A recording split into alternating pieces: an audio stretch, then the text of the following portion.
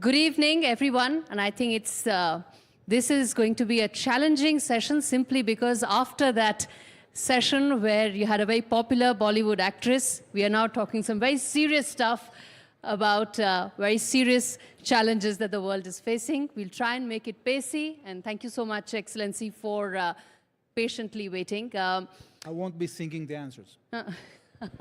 Okay. As we start this, these are questions, Ambassador, that I had sent you about a week back, and how fluid the situation is that none of them seem relevant now. They look dated. That's how fluid the situation is in West Asia right now. But let me start by asking, the attack that took place on Prime Minister Netanyahu's residence, how do you think that has altered the course of an ongoing conflict where the world is seeking a solution? Is it becoming even more evasive and far-fetched now?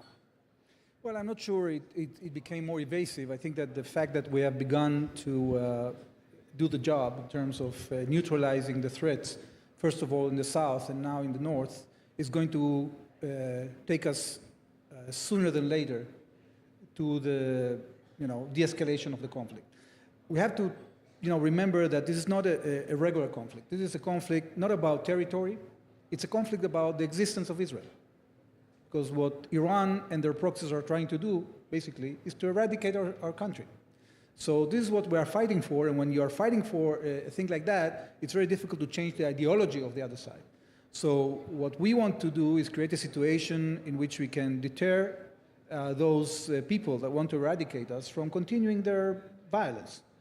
We have very defined goals.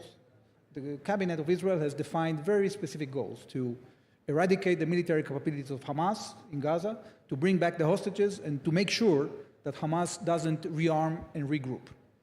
And in the north, what we want to achieve is a situation in which our communities, 60,000 people, up to 70,000, can go safely back to their homes. So it's not something that is far-fetched. We need 1701 resolution of the UN Security Council implemented, and the problem was that in the past, it wasn't implemented. So we have to find a mechanism. Today, the envoy of President Biden, Amos Hochstein, is in Beirut, and we want to achieve a situation in which we can actually reach a ceasefire, but under conditions that will be safe for our population. On all your three conditions, what many are saying, whether it's the experts or the West, they are saying that it's now becoming a case of shifting goalposts, whether it is about the hostages release, whether it's about the war which started in Gaza and has now expanded to Lebanon, and also about the fact that a ceasefire, it was on the table but wasn't considered by Israel. How do you respond to all those three charges? Well, first of all, as I said, the defined goals were defined by the cabinet. They didn't change. We aspired to get into a situation in which we can only concentrate in neutralizing the Hamas threat in the south. What happened was that on the 8th of October, in completely unprovoked way, Hezbollah started shooting at Israel. So after 11 months of trying to use diplomacy in order to solve the situation and reach the implementation of UN Security Council Resolution 1701, we had basically no choice but to use force in order to convince the other side to start moving in the direction that is desirable. So our goals have stayed completely unchanged. What has happened is that Iran has decided to escalate by expanding this conflict from Gaza to Lebanon, to Yemen, to Syria, to Iraq, and then, of course, by directly attacking Israel with a barrage of ballistic missiles that is unprecedented in the history of warfare. Reports say that Israel hasn't responded to that attack, that 1st of October attack by Iran, those 200 missiles. And some reports seem to suggest that that retaliation may happen soon, and the window that Israel may like to use is now till November 5th, when American leadership is predominantly occupied by an election. Is that a correct assessment? Well, the elections in the United States are not a factor here. What is a factor is that we have not only the right, but also a duty to retaliate, Gori, because actually imagine a situation in which a country like Iran is capable of threatening any country in the region with their military capabilities, without any repercussions. This is completely unacceptable. So we have to, if we want to promote stability and prosperity in our region, and we are doing that with a lot of our neighbors. We have peace agreements with Egypt, with Jordan. We have done the Abraham Accords with the UAE, with Bahrain, with Morocco, with Sudan. We have advanced informal dialogue with Saudi Arabia and many other Arab countries. If we want to promote stability, we need to build the building blocks that are necessary. A security building block that is being done with the help of the United States through CENTCOM, and we have proved now, following this attack from Iran, that we are capable of defending the skies of the Middle East from this Iranian threat. But we cannot be in a situation in which the Iranians will feel free to attack us at any point. And that's why that security building block has to be complemented by our retaliation. And if we have a security parameter, a security building block, then we can have political stability, and then on those building blocks we can build the economic stability. So it depends on whether we succeed in our military operation to deter these aggressors from ever attacking us again. And if that succeeds, then not only the countries of the region, but also India and other countries in the world will feel more comfortable to invest in our region. Because imagine that any investment is hindered or is menaced by these unprovoked attacks that are coming from Iran and their proxies. That's completely unacceptable. Two questions I want to ask on that. One, you mentioned about neighbors. There are now many experts who feel that the present situation and the ongoing conflict has opened doors for Iran to build some connects with some of the other states, and traditional rivalries between the Saudis and Iranians in the past, some of them could be probably ironed out, if not completely, then enough to ensure that there could be an anti-Israel united front. How do you respond to that? Well, I think it's not realistic, and I'll tell you why. Because many countries in the region see in Iran a threat. They are not feeling threatened by Israel. On the contrary, many countries in the region see in Israel an opportunity to build this security regime and to acquire the capabilities that they need in order to create a prosperous and stable society. So there is a conflict between Sunnis and Shiites in West Asia. There is a situation that following the Arab Spring, so-called in 2010, the Arab state system collapsed partially, and into that vacuum, all the radical movements, including Iran, have penetrated. And that's how they've been able to control today 4 Arab capitals: Beirut, Damascus, Baghdad, and Sana'a. And in this way, they are undermining the existence of Sunni Arab countries. So if we do not show resolve, if the Western powers do not show resolve in countering this aggression, of course, many countries will have no choice but to court the Iranians, because they will be afraid from an Iranian attack. So they will, try to impede that, not because they feel friendship to Iran, but because they are afraid of it. Okay? So do we want such an environment to develop in our region? I think that the answer is no. So the answer is that we need to actually deal with the aggressors if we want to achieve peace and prosperity in our region. The fact that after the elimination of the Hamas leadership, successive leaders have been eliminated by Israeli forces in the last couple of weeks, they've been able to recoup, they've been able to continue attacks, some small, some big, but the fact that they have an ability to recoup, many say that defeats the present form in which Israel is responding to these terror outfits. How do you comment on that? Well, I think that people are forgetting what is happening on the ground. What we have managed to achieve in the Gaza Strip right now is that we have defeated the army, the terrorist army of Hamas, in a way that they cannot pose a threat, a missile threat to Israel. So we have neutralized that threat. We have destroyed their missile factories. We have sealed the border between the Gaza Strip and the Sinai, so it will be much more difficult for them to rearm, okay? And yes, we have a partial result when it comes to 2 issues. First of all, we have only brought back 150 out of the 250 hostages. We still have 101 hostages left. And we have not yet found a way, an efficient way, to remove Hamas from government. So there are now attempts by the IDF, in coordination, of course, with the government, to create new situations in which we will be able to, for example, distribute humanitarian assistance, so Hamas cannot actually hold the population hostage like they've been doing so far.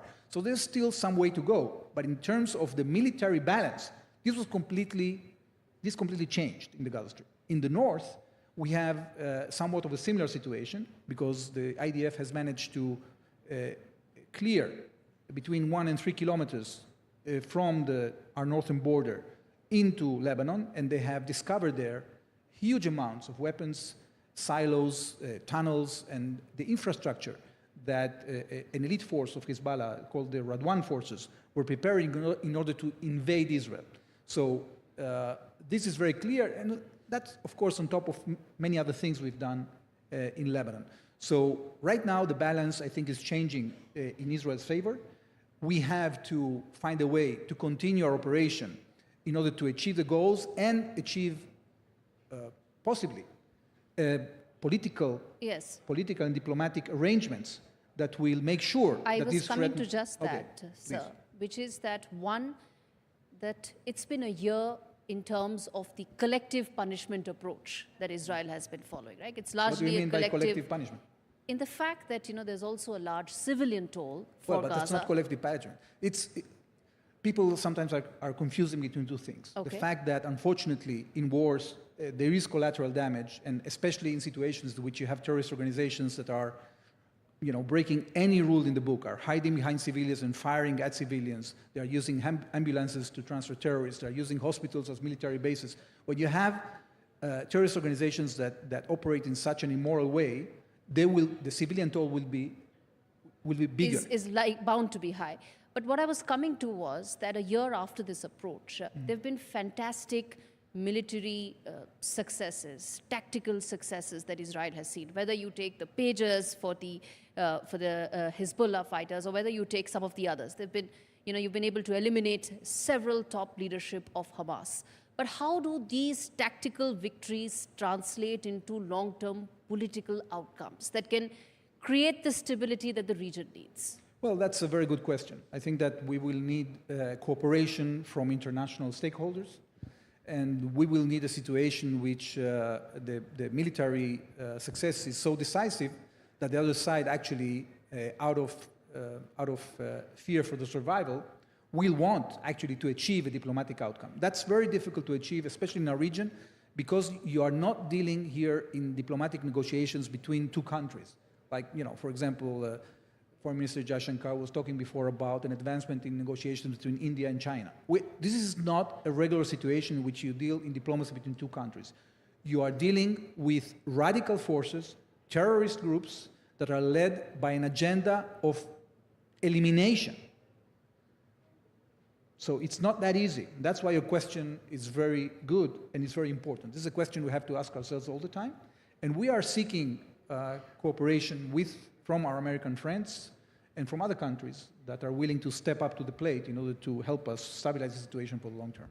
But many Western countries are now asking for an arms embargo as far as Israel is concerned. So in that, where do you fit in the political outcomes that Israel aspires for in terms of a long-term solution, even as it wishes to continue these look, I think military that strategies? it's a bit confusing, the situation. I think that many of those countries that have stated statements like that, first of all, are not in the first place selling us any weapons, and if they do, it's pretty minor. And at the end of the day, they have political constraints within their own countries when it comes to different minorities. But it's not really, at this point, undermining whatsoever our military effort. So I don't think that this is going to be substantive in terms of how this war is conducted or ends. I have two questions to ask, Ambassador, and you've been very candid. And the one question is that everybody's saying that when is that day after going to come? When you talk from a, you talk from a human point of view, when you talk from a, civilian point of view, you talk from the fact that the war expanded. It didn't start with Lebanon, it expanded.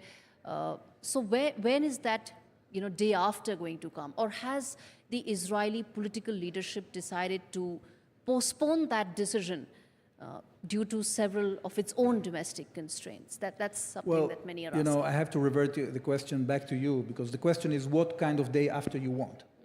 If you want a day after that will look like the day before, in which, in a completely unprovoked way, you can be attacked by a genocidal terrorist organization, then the answer is, I don't want that day after. My day after is a day after in which we achieve military and political and diplomatic arrangements that will give us stability for the long term. And unfortunately, because of the decision of Iran to expand this war, this wasn't Israel's decision. As I told you at the beginning, we tried to stay confined to defend ourselves from the terrible attack against our communities on the 7th of October, one of the most savage attacks ever seen since the Holocaust in Israel, okay? So we wanted to stay focused on that. We didn't choose to expand this conflict. There were other parties that chose to do so. So we will have to give a proper answer to that. And if we succeed, then there is a chance that in the long term, these kind of attacks won't repeat themselves, not only against Israel, but also against other countries in the region and in the world at large. There are 7 fronts. You're right about the fact that these terrorist organizations have tentacles and it's a 7-front war. But this session is about Israel's strategy for the region going forward. Yeah. What is that strategy against the Houthis, as I said it before, it's building blocks. You have to have a security building block. We are building it together with our neighbors and our American friends. We have great intelligence cooperation. We have operational cooperation. We are trying together to defend the skies of the region, to secure trade in the region. So that security building block is it has expanded substantially following the Abraham Accords. It's going to continue to expand. That's number one. Number two is political stability. If we have a good outcome of this military confrontation, we'll be able to expand the Abraham Accords to include other countries in the region that want to join the wagon of prosperity and stability. And if we achieve in doing that... Saudi Arabia, is that accord still on track? Yes, and if we achieve in doing that, then we are going to have the possibility to implement larger projects, global projects like IMEC, that are going to connect India with Europe and vice versa. So nobody is going to enter into this adventure of investment if we don't build the building blocks that are necessary. And that is our strategy. Okay. Then this conclave, this summit, it talks about the India century. And I must ask you this, Excellency, that in a conflict where many developed countries seem to have said that at this stage, political outcomes look not very much feasible on the table for them. Some have even said that maybe countries like India or India can be at the forefront of possibly bringing stakeholders on the table. How do you see India's role in West Asia, and especially for this conflict? Well, I think a substantial role for India, because India is a rising power. I was looking yesterday at the data. I saw that in the next year, when India grows by 7%, it's going to grow by $260 billion. And then the year after, it's going to grow by $300 billion. And then the year after, it's going to grow by $350 billion. Our economy is $600 billion. Okay? So what India adding half an Israel every year. Yeah. So what India has to contribute to the world is huge. India is going to become a powerhouse, a manufacturing hub, and it needs to be connected to the world. It has a lot to offer to countries in West Asia. I've seen how India has been working very well to increase the links with the UAE in the last year. And when all this infrastructure of connectivity is set, then we're going to see an incredible role of India in our region, because it's not going to be just about merchandise. It's going to be about manufacturing together. It's going to be about establishing, as we speak, there are communication cables, optic fiber, that are being built between Europe and India. So there are many aspects of this that are going to bring a lot of prosperity to our region, and we depend on the goodwill of India, on the investments of India, on the cooperation with India, and therefore that role is going to increase every year. All right. Right, Excellency. Thank you so much for speaking at a time when there's enough and more that's happening in the region, and we are hopeful that this conversation could possibly bring a new dimension to a conflict that the world is wanting to end, but unfortunately doesn't look like ending anytime soon. Thank you, Excellency, for taking Thank you, Gaurav.